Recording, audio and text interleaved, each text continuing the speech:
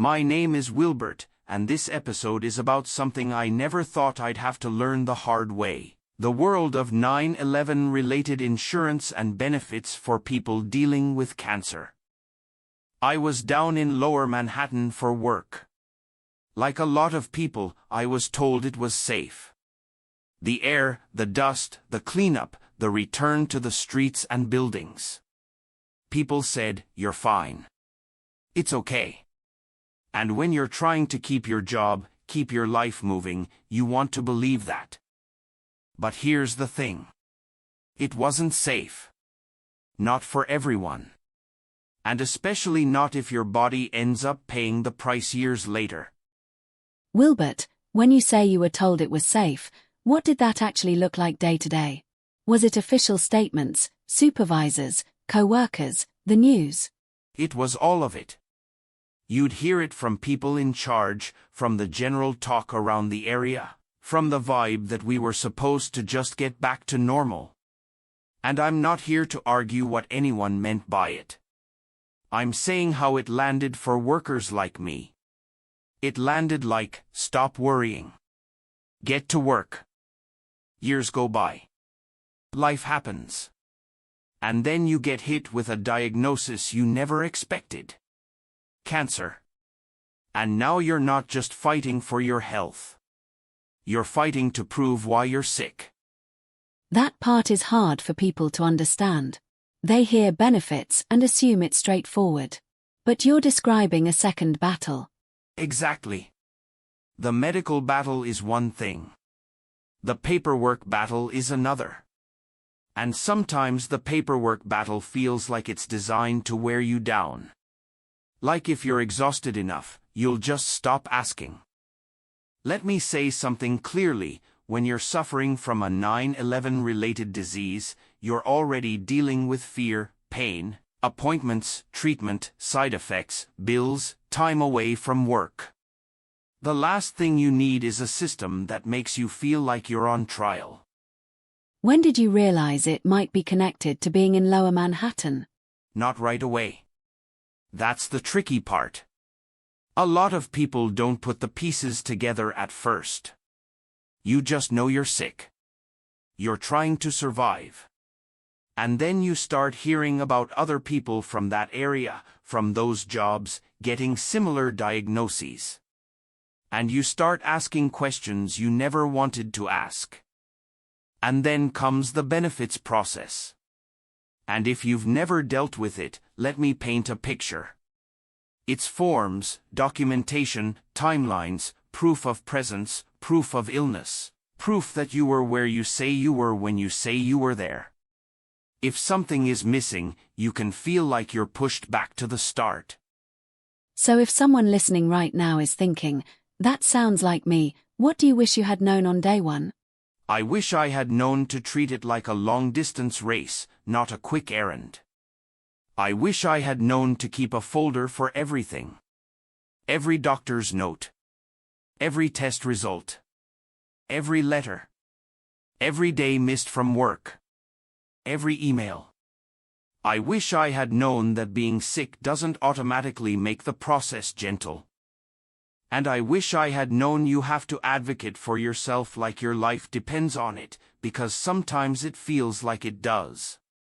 What did advocating look like for you? Calling again when nobody called back. Asking questions even when I felt embarrassed to ask.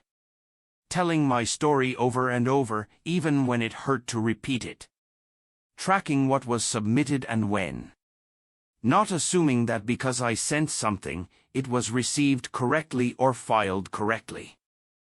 And honestly, it meant learning a new language. A language of claims, eligibility, covered conditions, evidence. I didn't want to learn it. I needed to. You've used the phrase 9/11 insurance a few times. Some listeners might not know what you mean. Can you explain that in plain terms?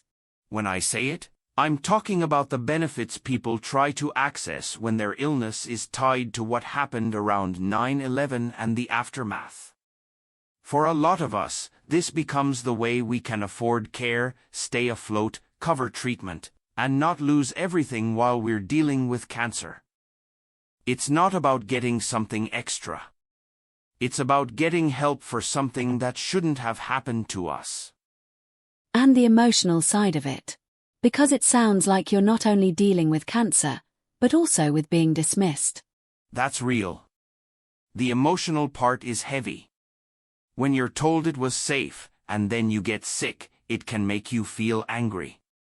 It can make you feel betrayed. And then the system asks you to prove it, and that can feel like someone is questioning your reality.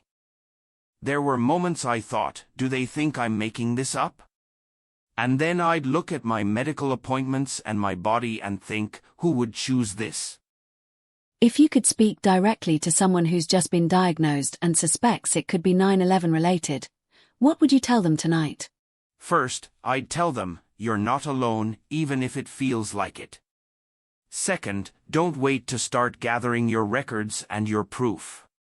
Third, ask for help. A friend, a family member, someone to sit with you while you make calls, someone to take notes. Because when you're dealing with treatment, your brain and your energy don't work the way they used to. And I'd tell them something that took me a while to believe, you deserve to fight for yourself. You're not being difficult. You're trying to survive. Do you think people avoid applying because they assume they won't qualify, or because the process is intimidating? Both. Some people hear of benefits and think it's only for certain groups. Others just don't have the strength. And I get that. When you're sick, even opening mail can feel like a chore. But that's why I'm talking about it out loud. Because silence makes it easier for people to slip through the cracks. And let me say this, if you were there, if you worked there, if you breathed that air, and now you're dealing with a serious illness, you have every right to at least ask questions. Don't disqualify yourself before you even start. I'm hearing a theme in what you're saying. The system may be slow, but your story matters. Your documentation matters. Your persistence matters. That's it. And I'll add one more thing, take care of yourself in the middle of the fight. This process can consume you. Try to hold on to small routines. Rest when you can.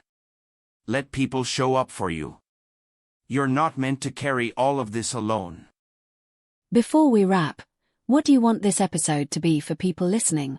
I want it to be a flashlight. Not a miracle.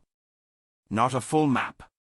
Just a light that says, this is real, and you're not crazy for connecting the dots.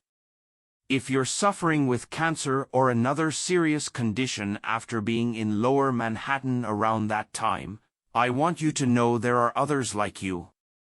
And I want it to be a reminder that the phrase, "it was safe," isn't the end of the story. For some of us, it was the beginning of a long one.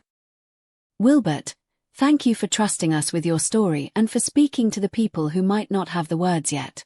Thank you for listening. And if you're out there fighting for your health and fighting for benefits at the same time, I'm with you. Keep going, one step at a time.